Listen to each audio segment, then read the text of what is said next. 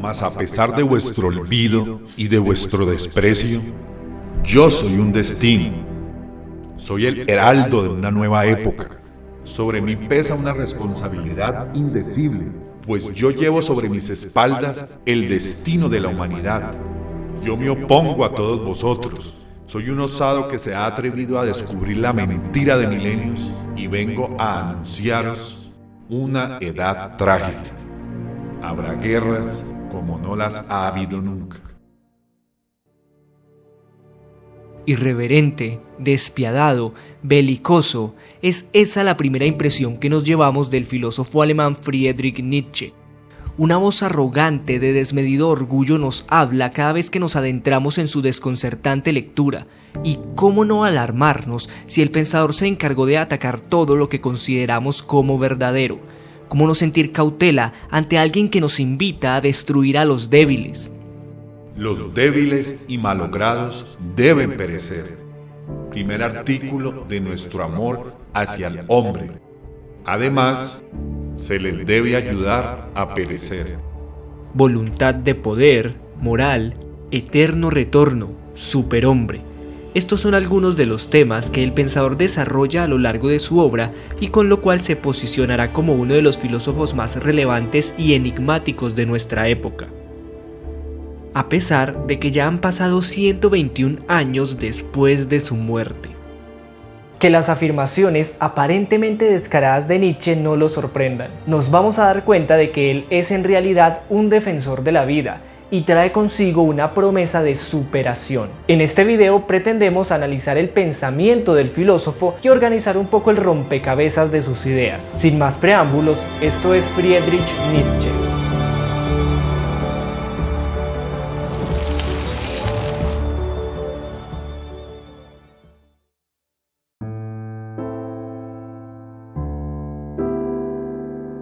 En la pequeña ciudad de Rocken, Alemania, el 15 de octubre de 1844, nace Friedrich Nietzsche, un niño de frágil salud criado en el seno de una familia religiosa. De carácter apasionado, melancólico y solitario, fue el más ilustre de los estudiantes. Nietzsche será un enfermo crónico durante toda su vida, lo que condicionará su característica manera de escribir, uno de los motivos por el cual se hace tan difícil su lectura.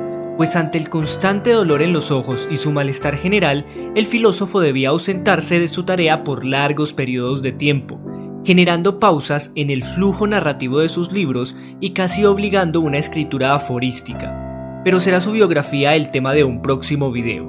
Ahora debemos avanzar en el hilo de su pensamiento, hasta el origen de la tragedia, nombre del primer libro que publicaría a sus 27 años de edad.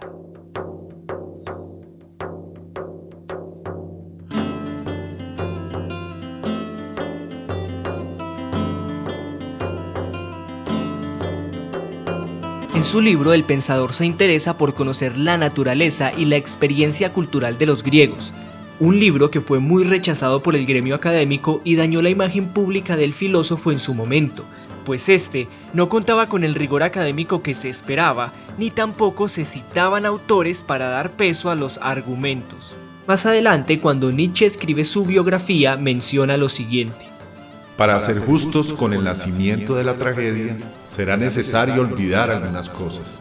Ha influido e incluso fascinado por lo que tenía de errado, por su aplicación al wagnerismo, como si este fuese un síntoma de elevación.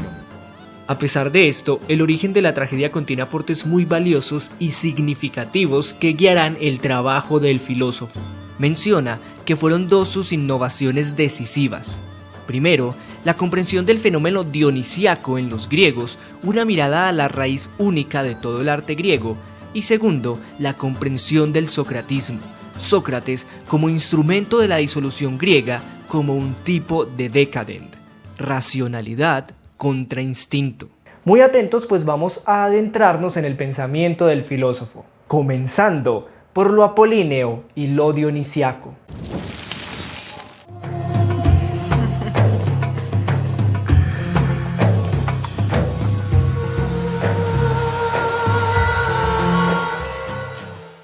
Inspirado en la figura de los dioses griegos Apolo y Dionisio, Nietzsche desarrolló un concepto de dualidad contrapuesta que al mismo tiempo se complementa, dos instintos que están en constante lucha.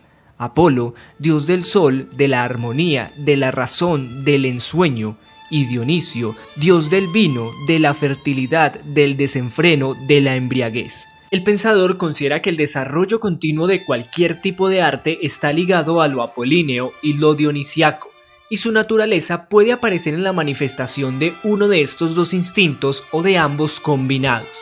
Bajo esta idea, el arte apolíneo, de la razón y la belleza, se encarga de producir esculturas, pinturas, estatuas, mientras que el arte dionisiaco del desenfreno y la embriaguez pertenece a la danza y a la música. Ambos conceptos van más allá y son utilizados no solo para entender el arte. Estas fuerzas también participan en la vida social y psicológica de las personas.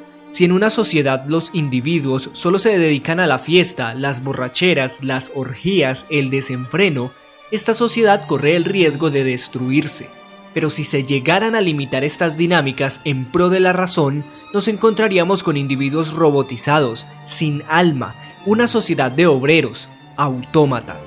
Mientras el hombre apolíneo es recto, hermoso, guiado por la razón, el hombre dionisiaco es salvaje, instintivo, eufórico. El pensador ve en el individuo el choque necesario de lo apolíneo y lo dionisiaco, por lo que no se pueden reprimir ni satanizar ninguno de estos dos instintos.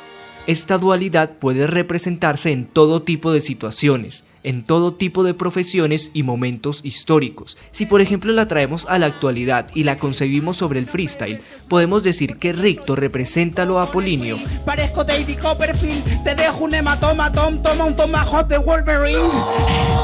Te enseño de estructuras, por eso... Y que Clan representa lo dionisiaco.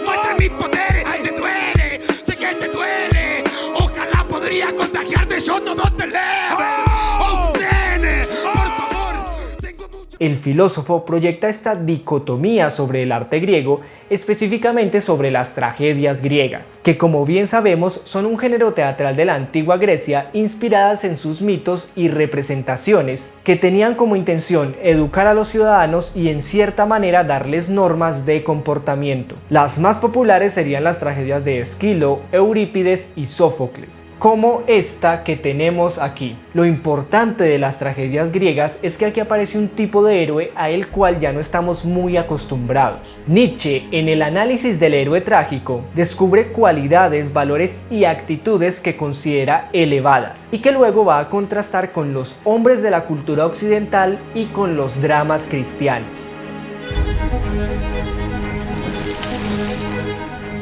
La tragedia de Edipo nos habla de un héroe condenado por el destino, un héroe con un fin trágico, cuya profecía obligaba a matar a su padre y a yacer con su madre. Aún en el desconocimiento, las palabras del oráculo se volvieron realidad. Edipo asesina a su padre Layo sin enterarse de que él era su padre y yace con su madre Yocasta sin saber que era su madre. Tiempo después, al enterarse de la verdad, Edipo decide arrancarse los ojos, aceptando su realidad. ¿Quién es el héroe trágico y por qué es tan importante para entender a Nietzsche?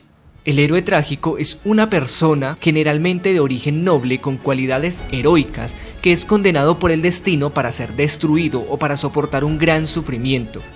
En las historias trágicas, las enfermedades, los incestos, las catástrofes, los asesinatos son temas en continuo desarrollo.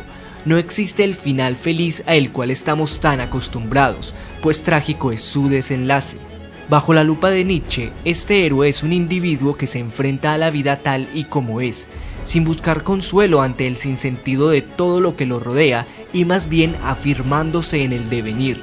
Su lucha no requiere una finalidad, pues entiende que las humillaciones, las decepciones y las tragedias que lo atormentan no deben ser vistas como promesas de una recompensa futura o como sucesos que detrás de sí guardan una moraleja. Esto solo sucede en el mundo de fábula.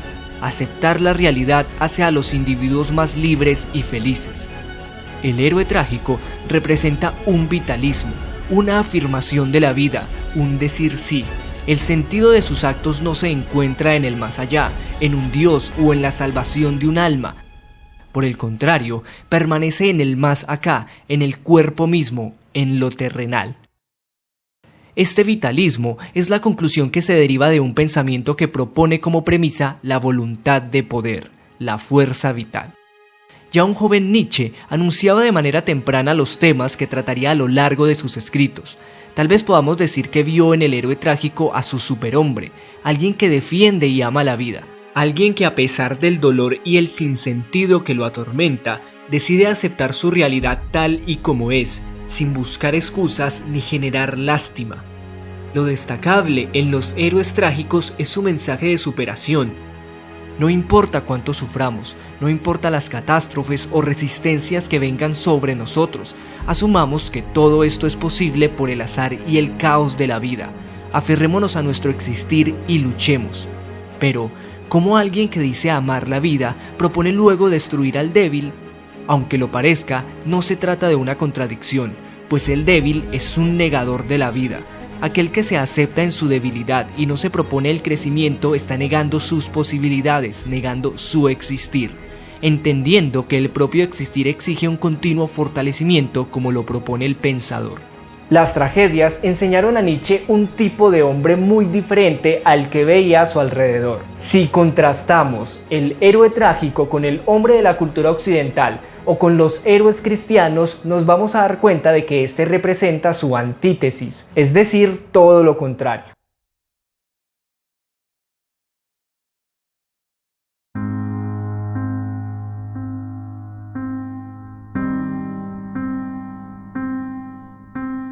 Job representa uno de los ideales cristianos, un hombre que acepta su sufrimiento en lugar de buscar superarlo, una fe inquebrantable hacia su ídolo, un resignarse y esperar, un arrodillarse y orar. Es el elogio a la debilidad, la representación de las actitudes contrarias de un héroe trágico. Humildad, obediencia, compasión, castidad, igualdad, modestia, altruismo, valores promovidos por el cristianismo y sus sacerdotes que cubrieron todo el occidente. Para Nietzsche, esta es la moral decadente que conduce a la humanidad hacia un declive. Todos estos son los valores negadores de la vida. Menciona a los sacerdotes cristianos como una pérfida especie de enanos, de subterráneos, los castradores de la humanidad. Las acciones del cristiano siempre se ven movidas por la idea de una recompensa, el bien actuar en búsqueda de la salvación del alma. Se aferra a ideales que atan su existir, su fe y sus creencias son solo cadenas. El ideal cristiano es todo lo contrario a el héroe trágico. No se puede evitar entrecerrar los ojos y fruncir el ceño cuando alguien cuestiona de manera tan severa todo lo que hemos considerado bueno.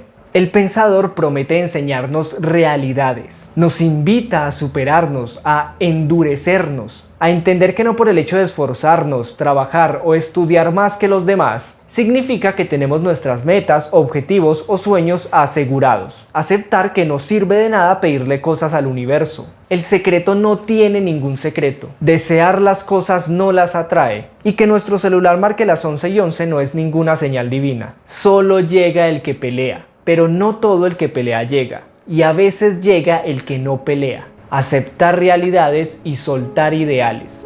Ante el descubrimiento de las actitudes y los valores del héroe trágico, Nietzsche se pudo haber preguntado por qué estos valores que elevan al hombre no permanecen en la actualidad, por qué a mi alrededor no hay héroes trágicos, solo veo alemanes y cristianos, veo decadencia, una cultura decadente. Es bien sabido el rechazo que Nietzsche sentía por el hombre como un alemán de su época, pues menciona en sus escritos que los alemanes representaban una moral decadente. En su autobiografía, el Ecce Homo escribe: Esta cultura, que desde el principio enseña a perder de vista las realidades para andar a la caza de metas completamente problemáticas, denominadas metas ideales. Menciona que al sentido de su tarea corresponde un ataque a la nación alemana, una nación que cada vez se vuelve más perezosa, más pobre en instintos, en las cosas del espíritu, más honorable.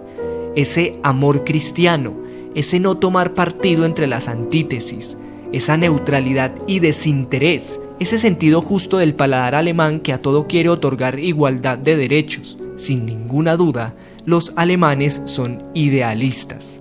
Advierte además que no solo la cultura alemana se encuentra corrompida, en general, toda la cultura occidental es una moral de decadencia. ¿Qué pasó con la humanidad para que la cultura se encuentre en un estado tan bajo? Parte de la culpa recae sobre Sócrates, a quien ve como un decadente más, a quien llama el aniquilador de las tragedias, pues se encargó de rebajar los instintos dionisíacos, pretendiendo entender todo solamente desde la razón. Su muerte llevaría a Platón y a la juventud griega a seguir sus enseñanzas, olvidando los valores afirmadores de la vida, reprimiéndose a sí mismos. Sócrates fue el promotor de una moral decadente, que exige que todo hombre se convierta en hombre bueno o en hombre altruista, pues estos hombres buenos son la especie más nociva de hombres, imponen su existencia tanto a costa de la verdad como a costa del futuro. Nietzsche encuentra que la moral occidental, que los valores que promueve dicha moral, lo que se enseña como verdadero a todas las personas, es en realidad la mentira camuflada, un mero mundo de fábula. Es como si permaneciéramos encerrados en las murallas de Shingeki no Kyojin y no nos enteráramos de que afuera existe todo un mundo verdadero. Es decir, estamos viviendo una mentira.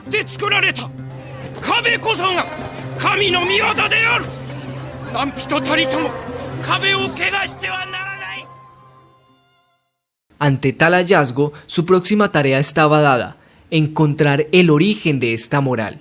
¿Cuándo fue que la moral negadora de la vida se impuso sobre la moral afirmadora de la vida? Hemos visto a un Nietzsche que promueve los instintos dionisíacos, los afirmadores de la vida. Reconocimos en el héroe trágico valores totalmente contrarios a los del hombre occidental o a los héroes cristianos. Hablamos de Sócrates como un decadente y ahora el filósofo se propone encontrar la génesis de la moral. Para Nietzsche, el problema de la procedencia de los valores es un problema de primer rango que condiciona el futuro de la humanidad, pues a diferencia de Kant, piensa que la moral no se encuentra en un plano metafísico y que ésta es creada por el hombre. La moral es tan diversa como las culturas. Así, entendemos que la moral no es universal. En realidad es algo que podemos cambiar, y si la podemos cambiar, debemos preguntarnos cómo se crea la moral. En su video el catedrático Diego menciona que Nietzsche propone un mecanismo muy inteligente para dar respuesta a esta pregunta. En un primer momento, seres humanos crearon tablas de valores para ordenar la convivencia, valores que poco a poco se van sacralizando con el fin de asegurar su cumplimiento por parte de los individuos. Como muchos podrían quejarse y proponer nuevos valores entendiendo que estos fueron creados, a los valores establecidos se le atribuyó un origen divino, un Dios. Así se olvida que estos valores fueron creaciones de antepasados y se consolidan bajo esa calificación de sagrados. En un segundo momento, con estos valores incrustados en la sustancia misma de la cultura, seguirán siendo incorporados generación tras generación a través de las costumbres y las creencias. La moral solo es el indicativo del tipo de hombre que se está formando. El filósofo propone un nuevo significado para todos los valores del supuesto buen hombre, lo que dará inicio a la transvaloración de los valores, que no es más que una expresión para referirse a la necesidad de cambiar los falsos valores que han dominado toda la cultura occidental desde el momento que la filosofía socrática, promovida por el platonismo, puso la vida, lo terrenal, lo inmanente y el devenir en función de la muerte, es decir, lo suprasensible, lo trascendente y el ser eterno. Así se ven los valores morales desde el prisma de Nietzsche. Humildad como miedo y mediocridad, paciencia como cobardía, obediencia como sumisión, comprensión como la incapacidad para afirmarse frente al otro, altruismo como la necesidad del rebaño, castidad como sexualidad atrofiada, compasión como intromisión en el alma ajena, autocompasión como falta de vigor, igualdad como mediocridad, el respeto como el temor a ejercer el derecho a juzgar, solidaridad como el egoísmo de los débiles, la dependencia, amor a la humanidad como las ventajas a todo lo malnacido.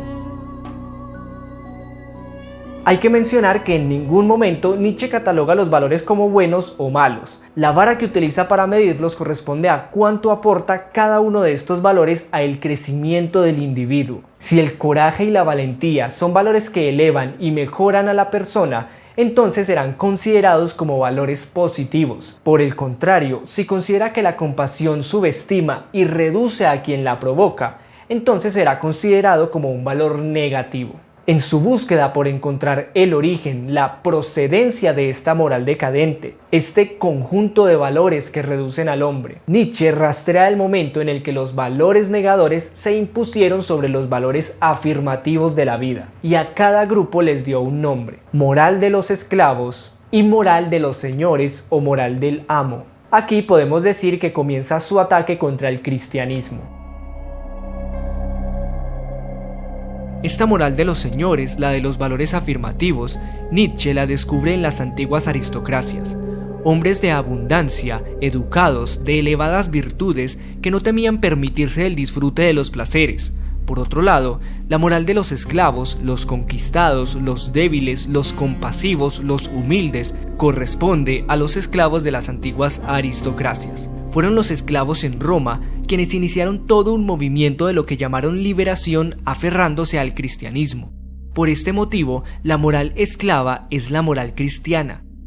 Esta moral cristiana en realidad tiene su raíz en el odio, la envidia y el resentimiento que los esclavos sentían por sus dueños. Pues si los señores de aquel entonces, los amos, promovían el crecimiento, la mejora, la abundancia, el placer, los esclavos, al ver que esto era lo que sus amos valoraban, empezaron a apreciar actitudes contrarias como la compasión, el compartir o la humildad.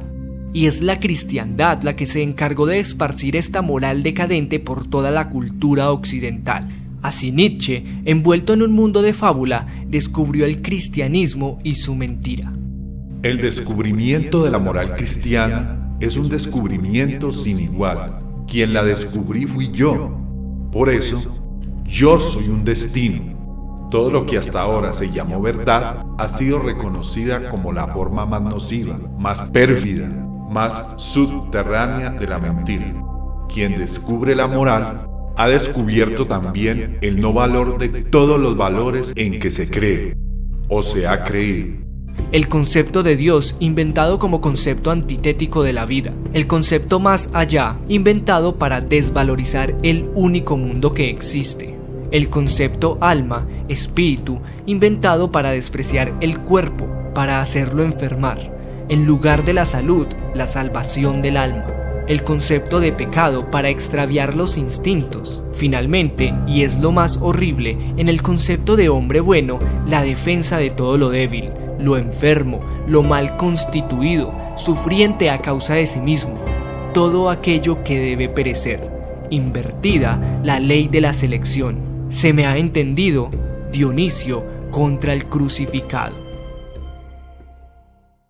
Vean lo desafiante de la lectura de Nietzsche. Duro choque es enfrentarse a estas ideas para nosotros los cristianos, los moralistas, los idealistas. De manera muy bien argumentada, Nietzsche atacó todo lo que hemos considerado como verdadero. Luego de que el cristianismo se instalara, gozó de un gran poder apoyándose en la ignorancia pasada de muchos creyentes. Ya sabemos que antiguamente muchas personas apenas sabían leer. Incluso los libros eran un privilegio, por lo que todos los ideales e historias cristianas fueron consideradas verdaderas, y quien se negara o llevara la contraria a la iglesia era rechazado, exiliado o condenado. Pero gracias al avance del intelecto general en la población, empiezan a aparecer cuestionamientos y se demuestra que muchas de las cosas que se plantearon como sagradas en realidad eran cosas demasiado humanas. En este punto, cuando el hombre empieza a conocer dejando de lado las explicaciones teológicas, llegamos a la muerte de Dios.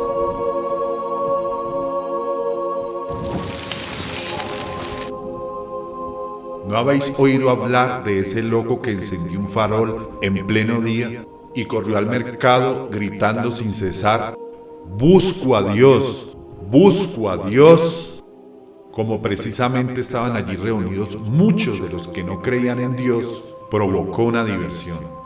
«Se te ha perdido», decía uno, Se te ha extraviado como un niño, decía otro. O se ha escondido, tiene miedo de nosotros, se habrá embarcado, habrá emigrado. Así gritaban y reían todos alborotadamente. El loco saltó en medio de ellos y los traspasó con su mirada. ¿Que a dónde se ha ido Dios?, exclamó. Os lo voy a decir. Lo hemos matado. Vosotros y yo, todos somos sus asesinos. ¿A qué se refiere Nietzsche con la muerte de Dios? Nietzsche menciona que fue el Renacimiento la última época elevada donde el hombre estuvo a punto de romper sus ideales, de soltar el más allá para concentrar su vida en el más acá.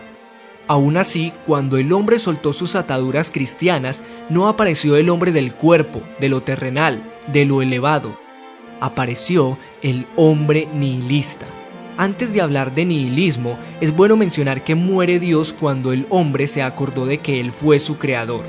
Dios ha muerto en parte es el cristianismo superfluo. Seguimos siendo creyentes, pero ya no somos buenos creyentes. Ya no tomamos en serio la religión y sus normas. El envidioso, el mentiroso, el asesino, el ladrón, el político ya no temen autoproclamarse cristianos.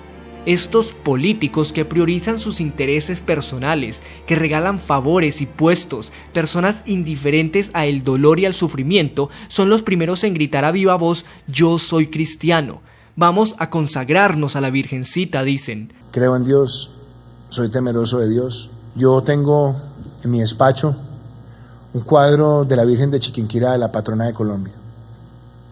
Esta mañana me desperté pidiéndole a esa patrona de Colombia que nos consagre como sociedad. El cristianismo de hoy es lo más anticristiano que existe.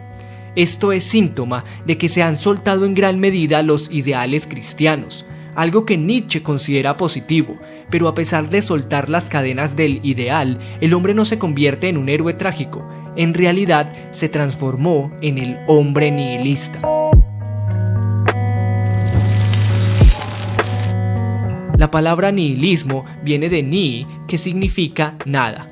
Se trata de personas indiferentes, apáticas, aburridas, de débil voluntad, sin capacidad creadora, personas que ni hacen ni esperan, ni tienen ni son, solo sirven para morirse y no se mueren. Es con la muerte de Dios que aparecen los nihilistas, personas que convertirán a la humanidad en un profundo declive. Una civilización improductiva y doliente, fatigada de la vida, sin sentido, sin meta, sin porqué. Pero no todo es malo con el nihilismo que quedó después de la muerte de Dios, pues este también posibilita un nihilismo activo, que lo encontramos en las personas que, soltando los ideales, no se quedan en ese limbo que mencionamos y deciden actuar. Si nada tiene sentido, volvámonos creadores, dicen, y es el nihilista activo quien tiene la oportunidad de convertirse en puente para el superhombre. Para explicar la transición del nihilismo activo al superhombre, Nietzsche presenta la metáfora de la triple metamorfosis, el aforismo de las 3 transformaciones por las que debe pasar el hombre para ser el camino que lleva al superhombre, y que encontramos en su libro Así habló Zaratustra. Primero, se nos presenta la imagen de un camello, un animal de carga, símbolo de la obediencia que sobre sí lleva un gran peso, que incluso se arrodilla para que su amo se monte sobre él. Se trata del cristiano que carga con su cruz, que se arrodilla ante un Dios, y también es el hombre occidental que carga con el yo debo, que se mantiene en sus obligaciones sociales por mera tradición. Por eso, el hombre que es un camello debe transformarse en un león, devorar a el camello. El león es crítico, salvaje, destructor, capaz de enfrentar a los dragones del yo debo y negarlos rugiendo un yo quiero. Este león es un nihilista activo y es el encargado de anunciar la muerte de Dios. Matar a Dios significa soltar ideales, soltar el cristianismo, pero también lo es soltar la razón y el ascetismo, las costumbres burguesas, la verdad. Se trata de matar a una cultura entera. Pero el león aún no está en capacidad de crear nuevos valores, pues está lleno de odio y venganza, por lo que debe enfrentarse a una última transformación.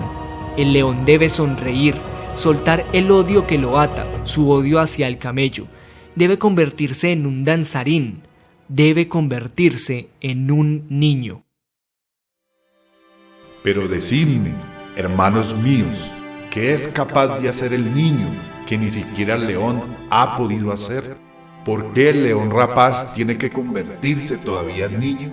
Inocencia es el niño, y olvido, un nuevo comienzo, un juego, una rueda que se mueve por sí misma, un primer movimiento, un santo decir sí. Sí, hermanos míos, para el juego del crear se precisa un santo decir sí. El Espíritu quiere ahora su voluntad. El retirado del mundo conquista ahora su mundo. 3 transformaciones del Espíritu os he mencionado. Como el Espíritu se convirtió en camello, y el camello en león, y el león, por fin, en niño. Así habló Zaratustra. El niño representa al ser libre que disfruta de la vida.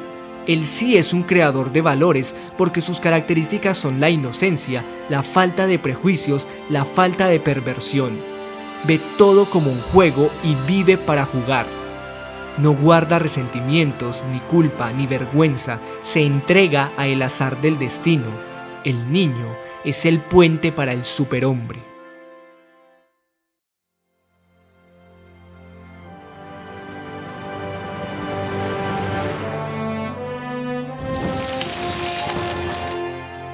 El término superhombre es una traducción mal hecha.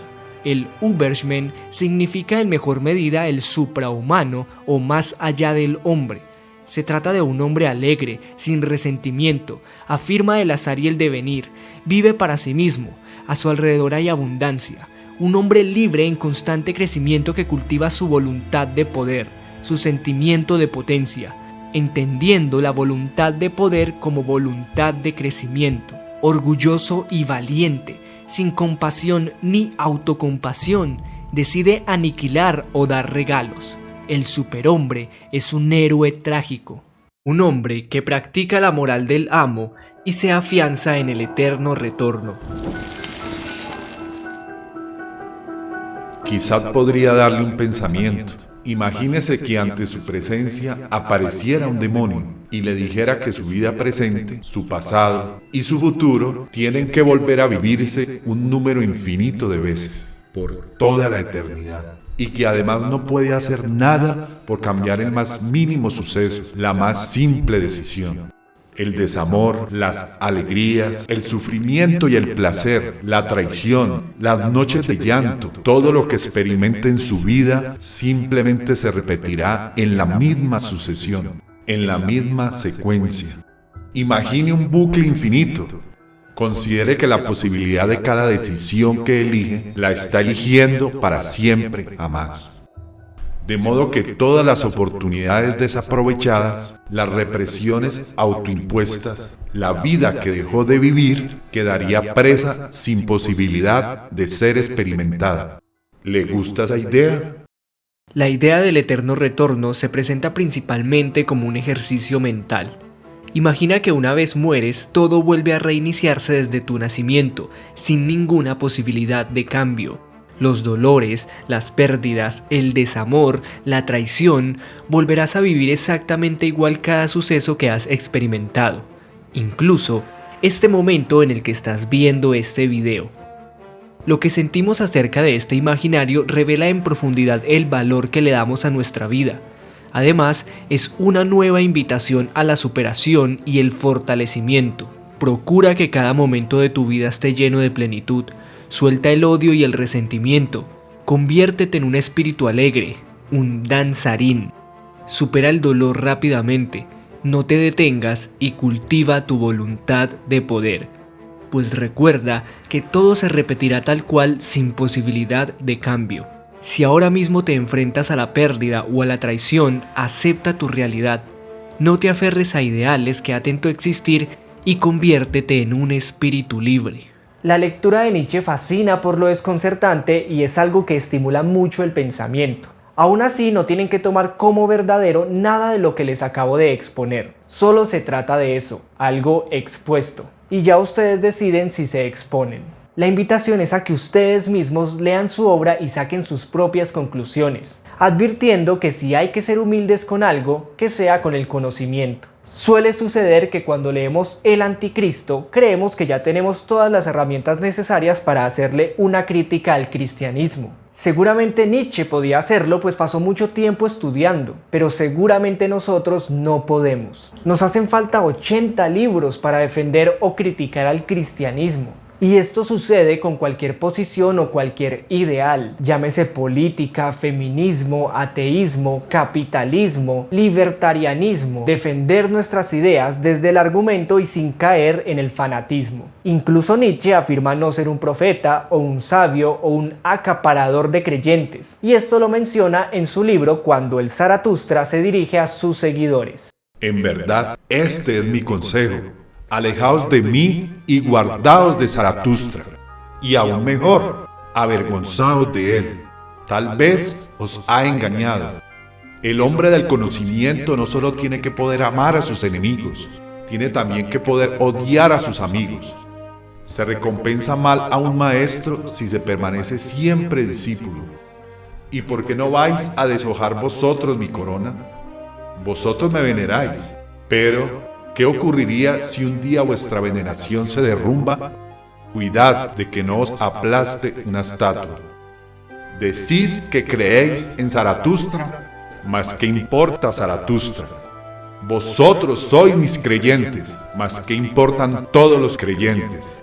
No os habíais buscado aún vosotros, entonces me encontrasteis. Así hacen todos los creyentes, por eso vale tan poco toda fe. Ahora os ordeno que me perdáis a mí y que os encontréis a vosotros. Y solo cuando todos hayáis renegado de mí, volveré entre vosotros. En verdad, con otros ojos, hermanos. Con esto finalizamos. Nos queda faltando la biografía y el análisis de sus obras, pero esto es tema para otro video. Por último, invitarlos principalmente a el debate. Cuéntenme qué opinan de la filosofía de Nietzsche. Compartan este video, eso ayudaría muchísimo. Compártanlo con alguien a quien puedan provocar. Nunca paren de estudiar, de adquirir todo tipo de conocimientos para que crezca su voluntad de poder, su voluntad de crecimiento.